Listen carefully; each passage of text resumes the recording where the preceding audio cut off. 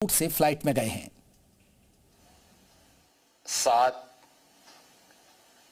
अन्नदाता किसानों का आगमन हम सबको अत्यंत प्रफुल्लित करता है, आनंदित करता है।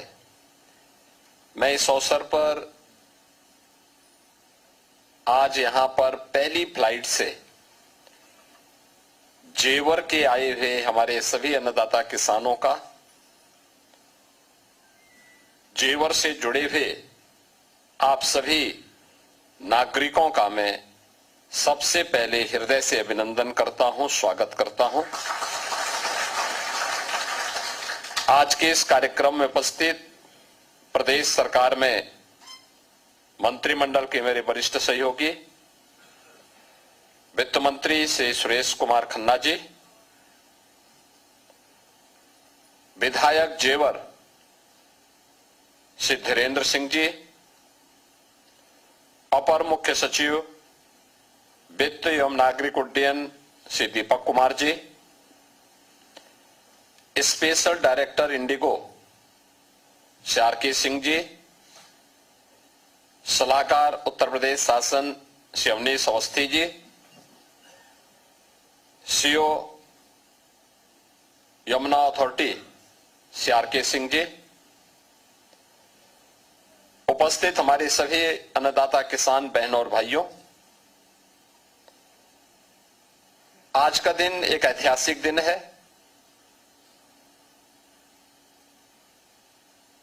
जेवर के लिए,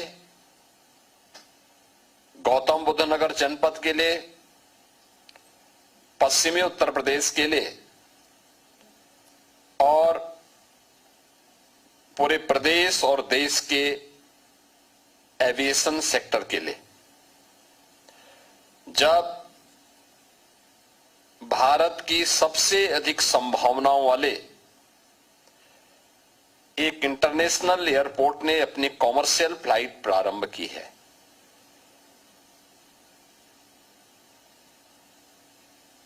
इसके पीछे प्रेरणा देश के यशस्वी प्रधानमंत्री श्री नरेंद्र मोदी जी की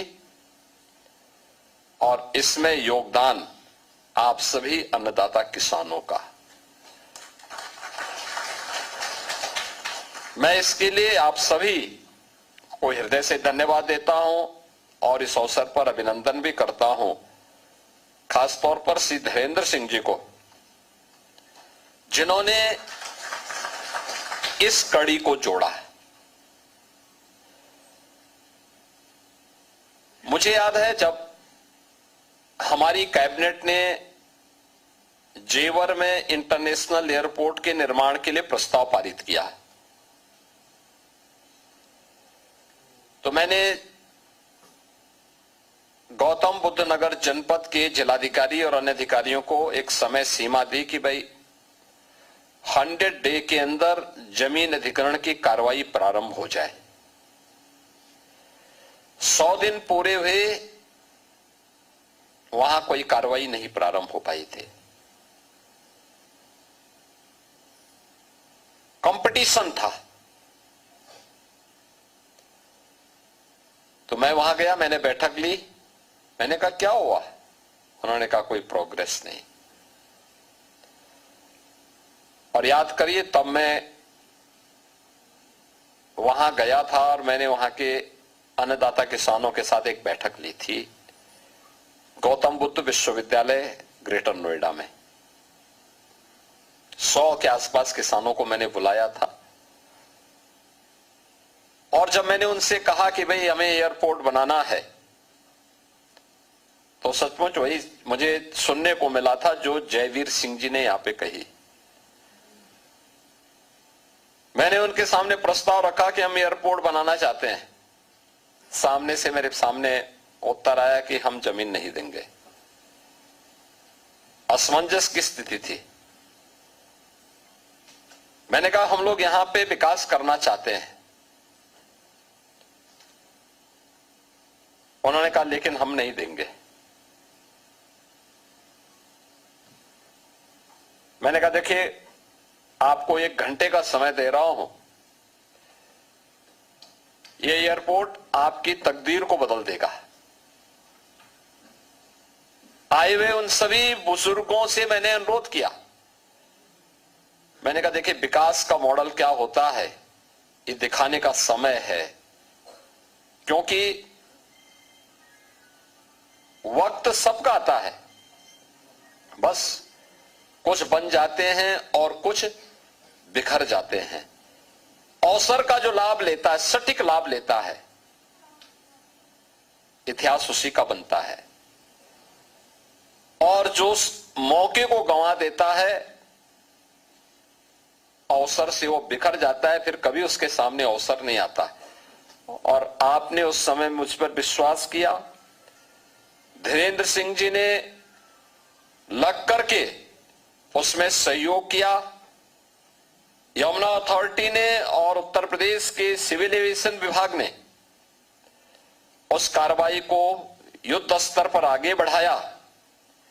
परिणाम है कि 13,000 एकड़ से अधिक भूमि जो 4 फेज में वहां पर एयरपोर्ट बनना है, पहले फेज की कार्रवाई संपन्न होकर के आज नोएडा इंटरनेशनल एयरपोर्ट के रूप में जेवर ने एक नया इतिहास रच दिया है। और मैं मानता हूं कि जेवर अब वह जेवर नहीं रहा। याद करिए ना, जुलाई 2017 में कैसी बीभत्स घटना घटित हुई थी। उससे पहले उसी क्षेत्र में मैं मानता हूं उत्तर प्रदेश के सबसे अधिक आपराधिक गतिविधियों का केंद्र बन गया था वो क्षेत्र। शाम होते ही आवागमन बंद, हर बेटी असुरक्षित, नौजवान के सामने आगे का कोई भविष्य नहीं, अन्नदाता किसानों के लिए कोई सुविधा नहीं। कैसे शोषण होता था, शोर की भूमि के नाम पर किसानों का किस प्रकार से उत्पीड़न होता था, यह भी हम लोग देखते थे, सुनते थे। कोई साधन नहीं, सड़क नहीं, बिजली नहीं, स्वास्थ्य की सुविधा नहीं, स्कूल नहीं, रोजगार नहीं, गरीब के लिए कोई भी पहल नहीं। और उन स्थितियों में दिल्ली के नजदीक जेवर भी एक कस्बा था, एक गांव था। अब आप सोचो, आप दिल्ली को फेल करने जा रहे हैं। दुनिया का हर बड़ा व्यक्ति आज वहां आना चाहता है, हर बड़ा व्यक्ति वहां आना चाहता है। आप परी की बात कर रहे थे, अरे वहां कुबेर आना चाहता है।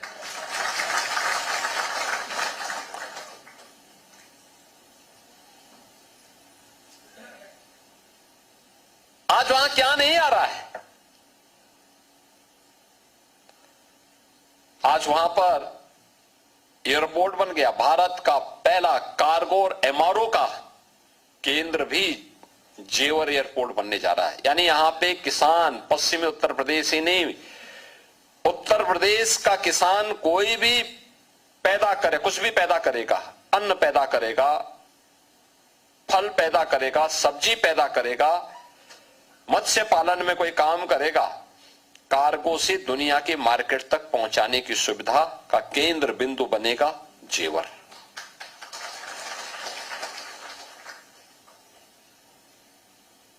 लोकल मार्केट में दाम कम मिलेगा, लेकिन वही दाम दुनिया के मार्केट में कई गुना मिलेगा। जैसे आम, यहां के मार्केट में हम कितना भी बेचेंगे 50 रुपए तक पहुंचेगा, लेकिन वही आम जब दुनिया की मार्केट में पहुंचता है तो 800 रुपए से लेके 1000 रुपए किलो बिकता है वही आम। आप मुझे बताइए ना, जो आम यहां 50 रुपए में बिकेगा और वहां हम कार्गो का दाम भी ले लें तो भी 200 रुपये हम प्रति किलो का दाम जोड़ दें, कार्गो का एयर फेयर उसके साथ जोड़ लें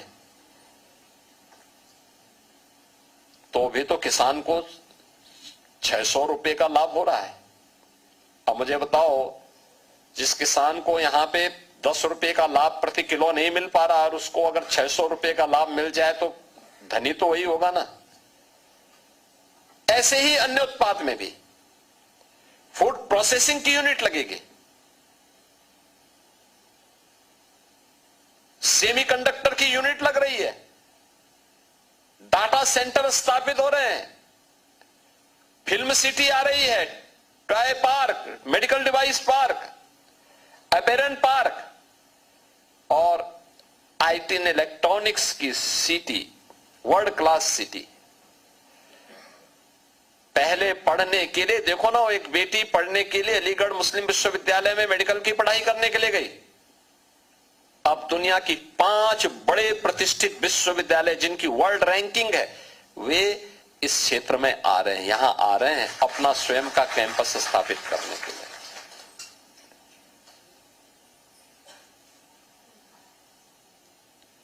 आपने निर्णय लिया, जब मुझे अच्छा लगा था जब वहां का अन्नदाता किसान वहां के विधायक जी के साथ, श्री धीरेन्द्र सिंह जी के साथ इसी स्थान पर मेरे पास आए थे जब उन्होंने पहली रजिस्ट्री का काम पर संपन्न किया था। और मैंने ग्रेटर नोएडा में कहा था, मैंने कहा भाई आप रजिस्ट्री करवाइए, आप चिंता मत करना पैसे की, पैसा आपको मिलेगा जो आपने सोचा नहीं होगा।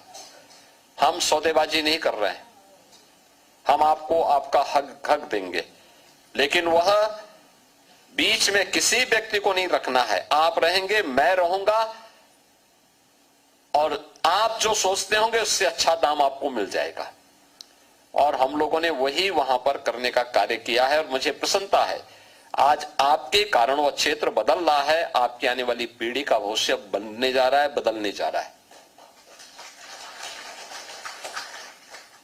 आपने सचमुच इतिहास रचा है, आपकी पीढ़ियां हजारों वर्षों से वहां रह रही हैं, आपके पूर्वज हजारों और सैकड़ों वर्षों का आपका इतिहास है। उन्होंने कठिन परिस्थितियों में, देश की आजादी में भी लड़ाई लड़ी होगी, विपरीत परिस्थितियों को झेला, अपनी जमीन को बचा के रखा। संभावनाएं नहीं थी, वह उस समय आवश्यक था, लेकिन जब वक्त आया सही समय पे सही निर्णय करने का, तो आपने वह निर्णय किया और आज नोएडा इंटरनेशनल एयरपोर्ट के बहाने जो भारत का सबसे बड़ा एयरपोर्ट बनने जा रहा है, कार्गो एमआरओ की फैसिलिटी, यानी भारत के अंदर अब तक एयरक्राफ्ट मेंटेनेंस, रिपेयर, ओवरऑलिंग की कोई सुविधा नहीं। इसके लिए सिंगापुर और दुबई जाना पड़ता था। अब वह कार्य के लिए भी इसी क्षेत्र में, इसी एयरपोर्ट पे लोग आएंगे, दुनिया भर के लोग यहां आएंगे। स्वाभाविक रूप से इसके लिए यहां के नौजवानों को ट्रेंड करना, इंजीनियर के रूप में वहां बन सकें, काम कर सकें, वहां पर घर में ही उनको नौकरी मिल सके, इसकी संभावना आपके लिए बहुत ज्यादा है। ये जितना निवेश वहां आएगा उसके लिए ट्रेन मैन पावर ये आज की आवश्यकता है। इसी के लिए यमुना अथॉरिटी ने वहां पे टाटा के साथ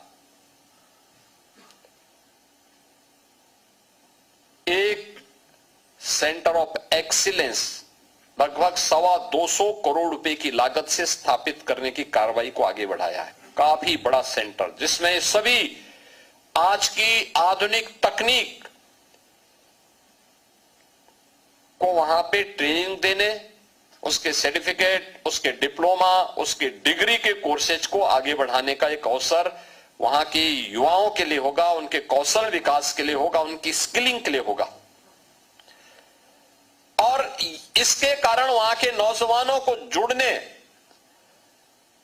और उस जुड़ने के साथ ही वहां पे जो निवेश आएगा वहां उनके लिए नौकरी प्राप्त करने का एक आधार भी बनेगा। यहां पे डिग्री कॉलेज की बात उन्होंने की। हमारा प्रयास है कि इस सत्र में हम उस डिग्री कॉलेज को प्रारंभ कर दें और वहां के बच्चों को उच्च शिक्षा का वो भी मिले। दो अन्य बातें आपने कही हैं, मेडिकल के लिए भी और एक स्पोर्ट्स के लिए भी।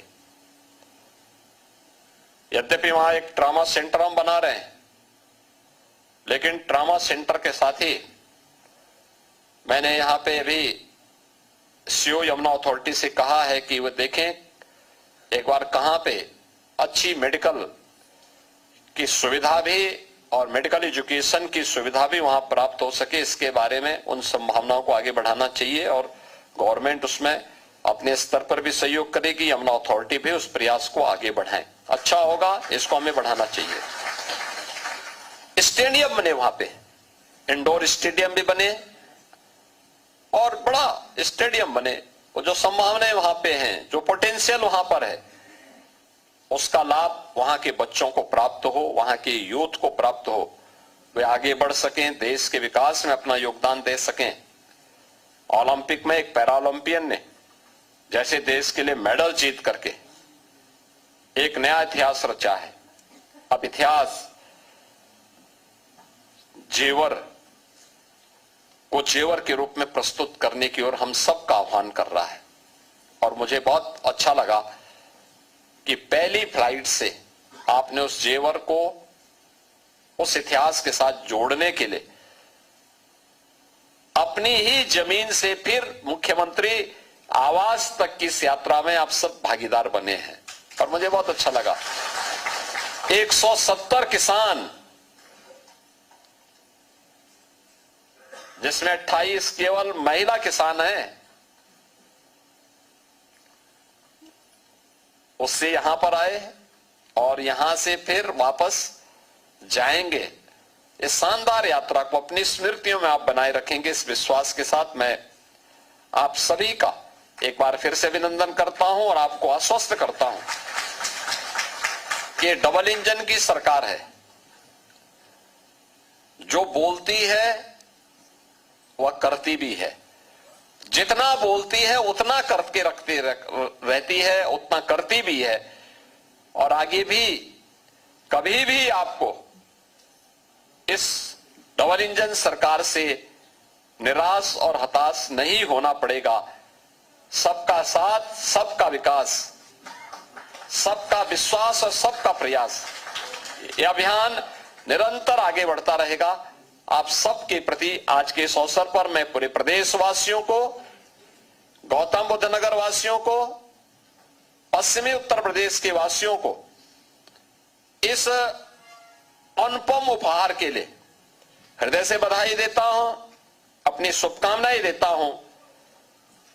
इंडिगो ने इस कॉमर्शियल फ्लाइट को प्रारंभ किया और अन्नदाता किसानों के साथ यहां पर स्वयं उनके special director CRK Singh ji यहां पर आए हैं, मैं उनको भी हृदय से धन्यवाद देता हूं।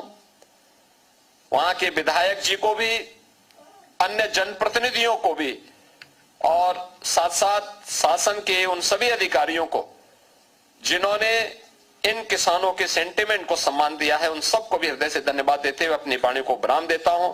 धन्यवाद। जय हिंद।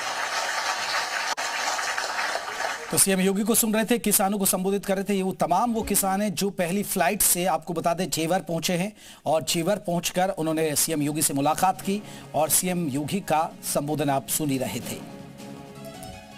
उन्होंने भरोसा दिलाया, उन्होंने विश्वास दिलाया कि डबल इंजन की सरकार उनके क्षेत्र में इसी तरह निरंतर काम करती रहेगी। 28 इसमें किसान महिला भी हैं